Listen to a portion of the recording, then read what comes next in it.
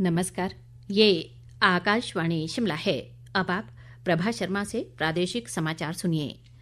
प्रधानमंत्री नरेंद्र मोदी ने कहा है कि 140 करोड़ भारतीयों के आशीर्वाद और सामूहिक भागीदारी से देश ने पिछले 11 वर्षों में विभिन्न क्षेत्रों में तेजी से बदलाव देखे हैं। एक सोशल मीडिया पोस्ट में उन्होंने कहा कि सबका साथ, सबका विकास, सबका विश्वास, सबका प्रयास के सिद्धांत से प्रेरित होकर एनडीए सरकार ने गति, पैमाने और संवेदनशीलता के साथ महत्वपूर्ण बदलाव किए हैं। नरेंद्र मोदी ने कहा कि इस दौरान आर्थिक विकास से लेकर सामाजिक उत्थान तक समावेशी और सर्वांगीण विकास पर ध्यान केंद्रित किया गया है। प्रधानमंत्री ने कहा कि देश आज न केवल सबसे तेजी से बढ़ती प्रमुख अर्थव्यवस्था है, बल्कि जलवायु कार्रवाई और डिजिटल नवाचार जैसे महत्वपूर्ण मुद्दों पर एक प्रमुख वैश्विक आवाज भी है। उन्होंने ये भी कहा कि भारत आशा, विश्वास और विकसित भारत के निर्माण के लिए नए संकल्प के साथ आगे बढ़ रहा है। प्रधानमंत्री ने लोगों से भारत की विकास यात्रा को जानने के लिए नमो ऐप पर उपलब्ध वीडियो, इन्फोग्राफिक्स और आलेखों जैसी विधाओं के माध्यम से जुड़ने के लिए आमंत्रित किया। इस बीच केंद्र की मोदी सरकार के सत्ता में 11 वर्ष पूर्ण होने के उपलक्ष्य पर भारतीय जनता पार्टी द्वारा प्रदेश भर में अनेक कार्यक्रम आयोजित किए जा रहे हैं। इसी कड़ी में आज भाजपा के संगठनात्मक जिला सुंदरनगर में पार्टी ने एक कार्यशाला का आयोजन किया, जिसकी अध्यक्षता प्रदेश भाजपा अध्यक्ष डॉक्टर राजीव बिंदल ने की। उन्होंने इस मौके पर कहा कि वर्ष 2014 भारत के इतिहास में एक टर्निंग पॉइंट बनकर आया और भ्रष्टाचार, घोटालों तथा अस्थिरता से त्रस्त देश को प्रधानमंत्री नरेंद्र मोदी के रूप में एक निर्णायक नेतृत्व मिला। बिंदल ने कहा कि इन 11 सालों में देश ने अभूतपूर्व प्रगति की है।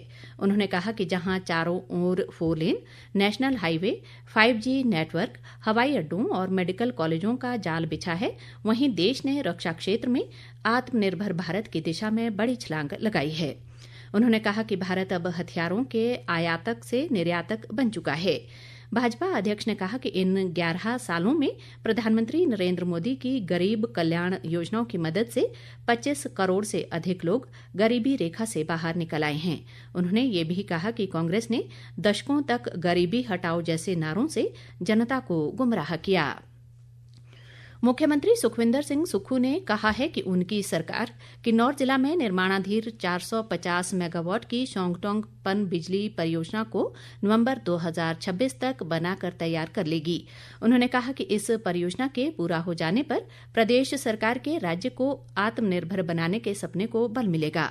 मुख्यमंत्री किन्नौर जिला के अपने 2 दिवसीय दौरे के पहले दिन आज इस पन बिजली परियोजना के कार्य का जायजा लेने के बाद पत्रकारों से बातचीत कर रहे थे। भी देख रहे हैं और कई फैसले हमने पीछे कैबिनेट सब कमेटी ने भी किए हैं और हम चाहते हैं कि नवंबर 2026 तक पूरा हो, ताकि किन्नौर के लोगों को भी फायदा और राज्य को भी आत्मनिर्भर बनाने में ये प्रोजेक्ट महत्वपूर्ण भूमिका निभाएगा। बने हुए तो अभी 2.5 साल के लिए 4 दिन कम है, 11 में हम 2.5 साल के होंगे, लेकिन हमने फैसले किए हैं।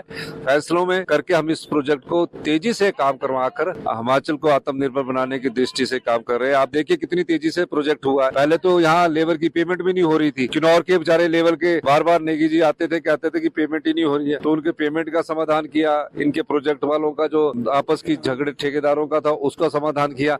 अब मैं खुद आज हमने विजिट किया, हमें लगता है कि नवंबर 26 तक पूरा हो जाएगा। मुख्यमंत्री ने कहा कि भीषण आर्थिक संकट के बावजूद प्रदेश सरकार बेहतर कार्य कर रही है और कर्मचारियों से किया गया ओपीएस का वायदा सरकार ने निभाया है। उन्होंने कहा कि ओपीएस लागू करने के कारण प्रदेश की ऋण लेने की सीमा 1600 करोड़ रुपए कम कर दी गई है। केंद्र सरकार ने जब हमने सरकारी कर्मचारियों को ओपीएस दिया तो हमारे 1600 करोड़ की एडिशनल बोरिंग बंद कर दी। अब हम सरकारी कर्मचारी अधिकारियों को जिनको हमने ओपीएस दिया है, जिनको हमने बुढ़ापे का एक सहारा दिया है, उनका कहना है कि अगर आप ये ओपीएस ना देते तो हम आपको 1600 करोड़ की एडिशनल बोरिंग देते। लेकिन हमने उस चुनौती का भी सामना किया। भीषण आर्थिक परिस्थितियों के कारण भी थोड़ा सा हमारे हाथ टाइट जरूर है, लेकिन हम इसको पार कर लेंगे। भारतीय डाक फेडरेशन का राष्ट्रीय सम्मेलन 5 व 6 जुलाई को सोलन में आयोजित होगा। फेडरेशन के सचिव अनंत कुमार ने आज सोलन में कहा कि इस सम्मेलन में देश भर से डाक विभाग के कर्मचारी हिस्सा लेंगे। सम्मेलन में कर्मचारियों की समस्याओं को सुना जाएगा ताकि उन्हें उचित पटल पर रखकर उनका समाधान किया जा सके। इसी के साथ ये समाचार बुलेटिन समाप्त हुआ। हमारा अगला बुलेटिन आप सुन सकते हैं शाम 6 बजे। नमस्कार।